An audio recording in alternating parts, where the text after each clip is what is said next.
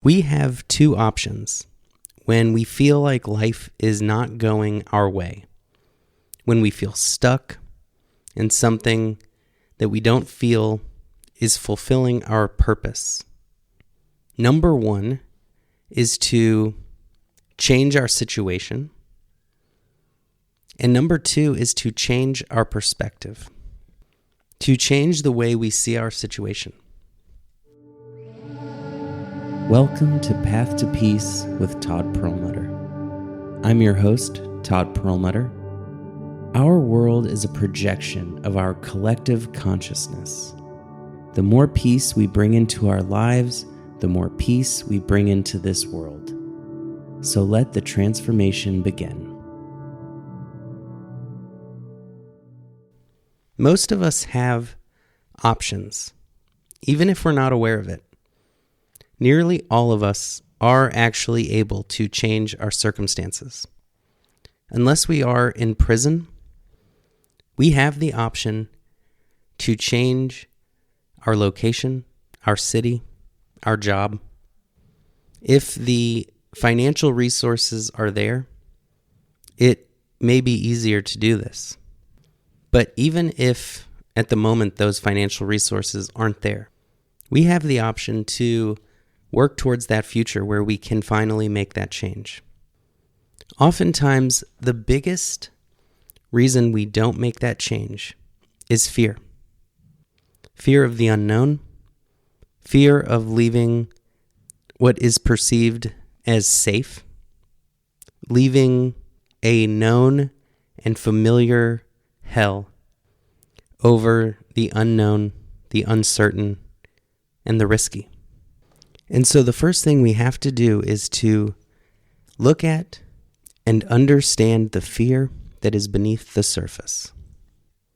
What that means is we have to recognize how the fear does not protect us, does not make us safer, and can actually lead to our ruin. The reason we have fear is for a good reason. It was to keep us safe. It was to avoid danger so we could survive. We had the automatic fight, flight, or freeze response. Today, human beings have evolved faster as a society than we have consciously. Most of us no longer need to fight or run away to survive. Thank goodness. But our ancient fear response, which we have not looked at, understood, and dealt with enough, is still there, causing so many problems in our lives. Today we create imaginary fears to worry about because there is no bear, tiger, snakes, cliffs that we have to watch out for. Yet we still have that genetic memory from our ancestors that passed down that life-saving fear. Today, we fear imagined failure. We fear losing our comforts that we cling to so strongly because at the moment, they are the only thing that give us reprieve from our suffering. But the fact of the matter is, we can do with less. Our family can, in almost all cases, do with less. We can take a chance to give them a better life, to give ourselves a better life. We simply have to turn that fear into faith and trust. Most importantly, trust and faith in ourselves. And we do that through wisdom. We do that with a plan that is wise. We prepare for the unexpected, and we trust ourselves to figure it out when those moments come. Like any successful business owner, we don't have to know what the 99th step is going to be in order to make our business a success. We take the first step, knowing that we'll figure out the next step. And if one of those steps looks wobbly, we are smart enough to figure it out. A business or our lives are 10,000 step journeys. We don't have to have it all figured out. We just need to give this moment our full attention, to take the best step possible in this moment. And the more we do that, the more we take each step with care, the more we'll be able to trust our future self that when an unexpected obstacle gets in our way, that we will be able to figure that out just as we have every step before. The business person who is thinking about that 99th step before taking the first step usually doesn't start that business. There are always a million reasons not to do something. But if something feels right for you, feels, not thinks, if your heart is pulling you in a direction and you can go in that direction without neglecting your duties or responsibilities, if you can do so in a way that doesn't risk homelessness, but still takes a chance on you, and if you are not chasing what a million other people are going after, but you are going after something that only you can go after, that is all the reason you need to go for it. There's a big difference between quitting your job and starting a business with nothing and continuing with your job, starting the business on the side. There is a big difference between moving cities with no plan and moving cities with a job lined up or a house lined up or at least a nice cushion of savings in the bank.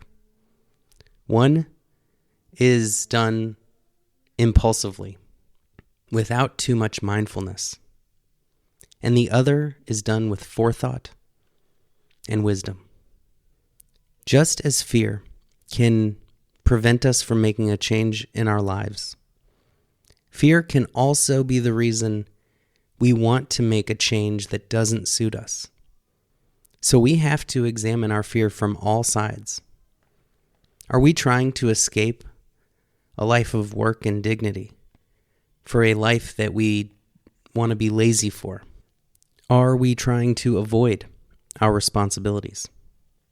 Are we running away from something we're afraid to face? And most importantly, do we believe that a new situation, a new job, a new relationship will actually solve our internal problems, that it will make us truly happy? Because I promise you, plenty of the people who live in that town you want to move to, who work that job you're dreaming of, are miserable and unhappy. Which is why before we even make that change, it is essential that we change our perspective. We only ever want to make a change because our mind is a raging storm of negativity. And all of us have that storm focused outward, and it is blaming our job, the people in our lives, our city, and our circumstances, because it does not want to look within and take personal responsibility. Now, in no way do I mean that it's your fault and that people can't be cruel and jerks at the workplace or wherever in our relationships. But where it is our fault is that we believe that life makes us happy or unhappy. We believe that our mood is the responsibility of our circumstance. And we believe that we deserve and we expect this pleasant, perfect, peaceful life, and only then we can be happy. And we must shift this resistance to real life, because it is real life for all of us. Your dream life you're dreaming of will have the same problems as your current life. Work will be hard some days. You'll come across some unkind people, or even just kind people, but on a rough day. And so as you are working towards that change, which, believe me, I've had a lot of change in my life, and it has all been wonderful, and I am pro change. But as we are working on that change, it is our duty to make peace with our present circumstance. And we do this by looking at every single thing that upsets us as our teacher, our spiritual teacher, showing us where those triggers exist within us, not within someone else. Nothing anyone else can do can make us turn to anger, hatred, stress, or frustration. They can only trigger something within us. And so we need to make everything a study in how to be at peace through life's challenges, through our own failures, and through our own difficult circumstances. And we must be grateful for these opportunities to go deeper into peace. If we just live in a cave somewhere and we find peace, it will not be the deepest peace possible. It's like going to the Olympics and competing against babies.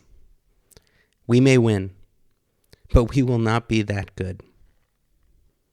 Michael Jordan needed to play against Magic Johnson and Larry Bird to become the greatest basketball player of all time. We need the challenges. We need heavy weight on the machines at the gym to get stronger. And just like we never hate the bench press machine, we can also be grateful for those peace training exercises in our lives.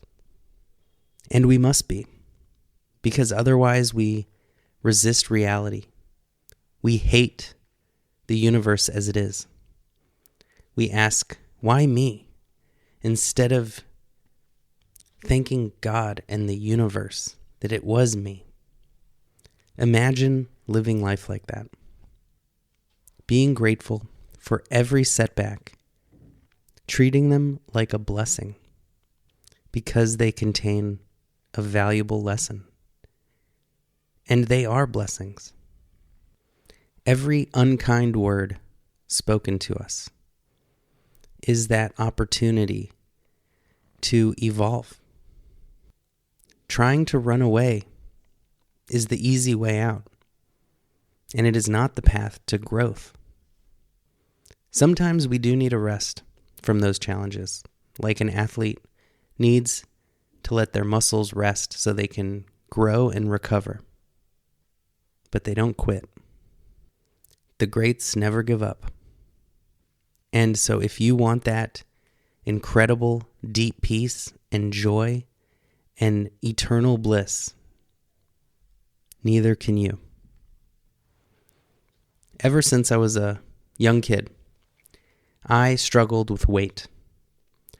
I could just eat endlessly, and I did not have one of those super fast metabolisms. And I loved the junk food, the sweets, the fried foods, the candies, the chips, the everything that came in a box or a package. Those food scientists had me. And the only way I knew how to deal with my lack of control over food was to go on very extreme diets, Whatever I was binging on and had no control over, I would cut out of my life and just cut it out. Sugar, fried foods. I would avoid parties, dinners out, anything where I might lose control. And I could do it for a little while and I'd lose a bunch of weight. But eventually, I would gain it all back or more because I didn't develop what I really needed, which was discipline and mindful eating. It wasn't until much later when I started to go out, do all the things I was afraid to, and I learned discipline in the difficult situations, that I finally kicked this addiction to food that I had. And this is something I talk a lot about in my free audiobook that you can get on eastwesticism.org called My Story of Weight Loss Through Meditation, which you can type in the search bar at the top and you can find. Similarly, when I quit alcohol, which I had tried before many, many times and failed, but when it finally stuck, I kept going to bars with my friends. I kept going to parties because I knew that I wanted to quit drinking, but I didn't want to give up my social life. I didn't want to give up the fun and joy I had hanging out with my friends. And so for a few years, just as often as I would go to the bars, which was probably 4 or 5 times a week when I was drinking, I would go after I quit drinking. And no one told me that this was a good idea, but I just sensed that I needed to enjoy my life, that quitting alcohol shouldn't be like when I tried to quit food and I stopped doing those things which make life so wonderful, which is just spending time with friends and family. It needed to be sustainable. And so whether you want to make a change in your life that is about addiction, or you want to make a change to get to a new city, get a new job, or start new relationships, first explore those people, the job, and the city through the lens of gratitude and appreciation for the blessings of strength, resilience, discipline, and peace that they can give you, because it really does come from the challenging moments. That is where we grow. If we keep running away, if we keep blaming others for our internal state, if we keep blaming our external situation instead of looking at our internal situation, we will keep bringing those fears, those neuroses, that blame, judgment, and anger with us into every city, relationship, and job. There may be a honeymoon phase that we're used to where we're outside of ourselves because everything is new and different. But eventually we are always left to deal with our internal state. People are people everywhere. Our jobs, our city, our relationships will all become monotonous, repetitive, and difficult if we don't address the source of that problem, which is always the mindset of believing something outside of us will save us. That some situation, person, or job will fulfill us.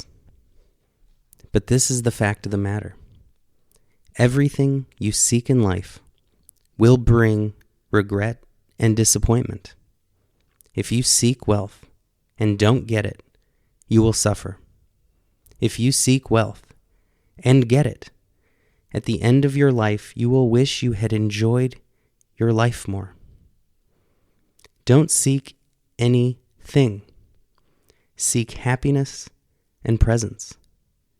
Only then will you look back on your life, no matter how long or short, and know you lived it to the fullest.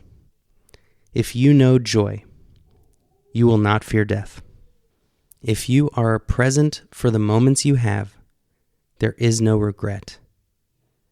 The only goal worth pursuing is joy, peace, and presence. That is a good life. Everything else is secondary. From that space of peace and love for life, go forth and make those changes you want to change. If they don't end up working out, you will be happy. And if they do, you will be happy. And they are much more likely to work out when you are working from a place of joy and enthusiasm and excitement than if you are too afraid to make that change, or if you are making a change out of fear. We all deserve a big, beautiful, exciting, wonderful life. And the bigger and better, the more loss, the more tragedies, the more work it will take. But that is the cosmic trade-off for more love, more wonderful relationships, and living a life that is fulfilling and true to ourselves. Adults don't go on the little kids' roller coasters. We love those twists and turns and excitement. Never forget it's a roller coaster, and you can enjoy the ups, and most importantly, the downs. Much love. Thank you so much for listening, and to all our supporters at Patreon, Buy Me a Coffee, and eastwestism.org, who make this podcast and everything else I do possible, so that it can reach anyone out there who is hurting or struggling or going through a difficult time. Thank you on behalf of everyone these teachings can help. Be well. You have been listening to Path to Peace with Todd Perlmutter. Being here and putting in this important and noble work is one of the greatest gifts you can give yourself and others. If you found this podcast even a little helpful, please make sure to leave a review so it can reach others who may be in need. And remember, the path to peace starts with a single step.